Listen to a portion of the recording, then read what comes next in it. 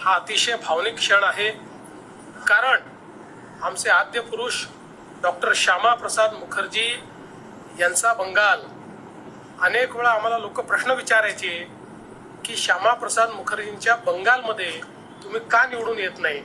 त्यावेळी आम्हाला देखील मनातलं दुःख व्हायचं.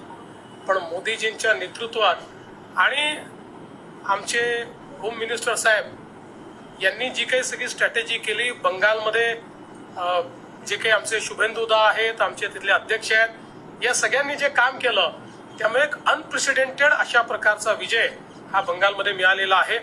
आणि विशेषतः आज मी श्री शुभेंदू अधिकारी यांचंही मनापासून अभिनंदन करतो, कारण शुभेंदू अधिकारी यांची एकमताने आमच्या लेजिस्लेचर पार्टीचे प्रमुख म्हणून निवड झालेली आहे. उद्या त्यांचा शपथविधी आहे आणि म्हणून बंगालमध्ये एक नवीन सुरुवात होते याचा आम्हाला आनंद आहे.